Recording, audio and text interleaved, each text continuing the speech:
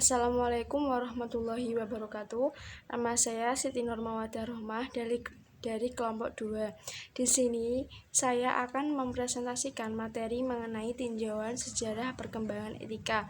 Langsung saja ke materi yang pertama, yaitu tentang sejarah etika profesi. Etika sudah cukup lama berkembang menjadi wacana yang diperdebatkan dalam berbagai profesi hukum, politik, filsafat, administrasi publik, dan sektor-sektor lainnya.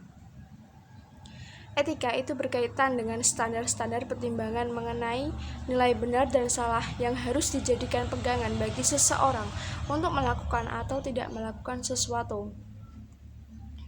Nilai-nilai etik itu dapat dibedakan antara nilai yang bersifat normatif dan nilai yang bersifat deskriptif. Nilai yang bersifat normatif itu menggambarkan standar-standar tentang perbuatan yang benar dan salah. Sedangkan nilai deskriptif itu berkenaan dengan penyelidikan empiris mengenai keyakinan-keyakinan moral seseorang. Misalnya, nilai deskriptif itu berusaha menentukan seberapa besar porsi masyarakat yang percaya bahwa pembunuhan itu salah. Sedangkan nilai normatif itu berusaha menentukan apakah dapat dibenarkan untuk memegang kepercayaan yang seperti itu. Etika profesi itu muncul pertama kali di Inggris pada abad ke-18 dalam bidang kedokteran. Seorang bisikian Inggris bernama Thomas Percival merancang sebuah naskah kode etik, Code of Medical Ethics. Nah, dalam rancangannya tersebut, dia itu memperkenalkan istilah medical ethic dan medical jurisprudence. Yang di beberapa tahun kemudian, untuk pertama kalinya, pemerintah Inggris itu mengesahkan undang-undang tentang apoteker yang lebih tepatnya pada tahun 1815. Semenjak saat itu, negara mulai memperhatikan dan membuat peraturan mengenai kedokteran dan kesehatan yang mana di dalamnya diatur pula mengenai etika profesinya. Nah, profesi kedua yang tercatat paling awal membangun sistem etika profesi ini adalah profesi akuntan.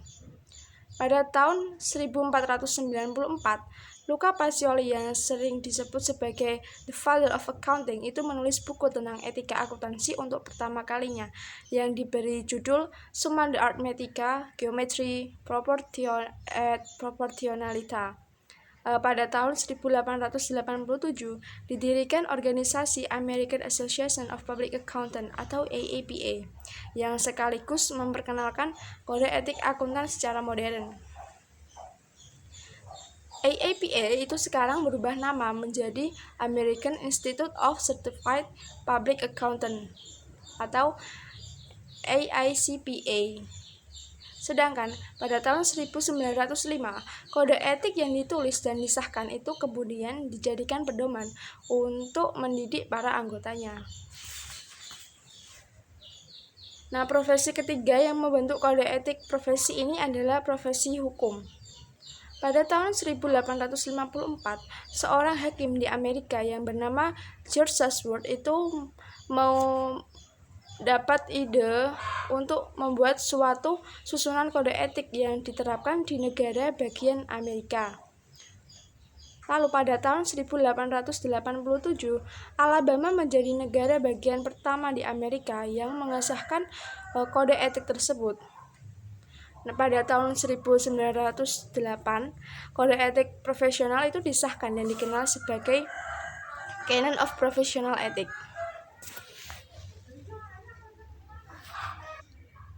Selama abad ke-20, ide tentang kode etik profesi ini berkembang pesat di semua bidang profesi, mulai dari dunia bisnis, bahkan sampai di lingkungan kekuasaan pemerintahan negara. Namun, dalam perkembangan mutakhir hampir semua negara di dunia, fungsionalisasi sistem kode etik profesi ini belum dikonstruksikan sebagai suatu proses peradilan. Itu sebabnya, mekanisme penegakan kode etik yang dimaksud masih bersifat sangat tertutup. Namun, dengan perkembangan sistem kode etika dan kode perilaku yang diberlakukan secara resmi sejak abad ke-19 dan ke-20, dapat dikatakan bahwa pemberlakuannya di samping mengandung unsur bersifat imposed from within, juga sekaligus memuat hal-hal yang dipaksakan oleh kekuasaan resmi negara atau imposed from without. Sekian yang dapat saya sampaikan, kurang lebihnya saya mohon maaf. Wassalamualaikum warahmatullahi wabarakatuh.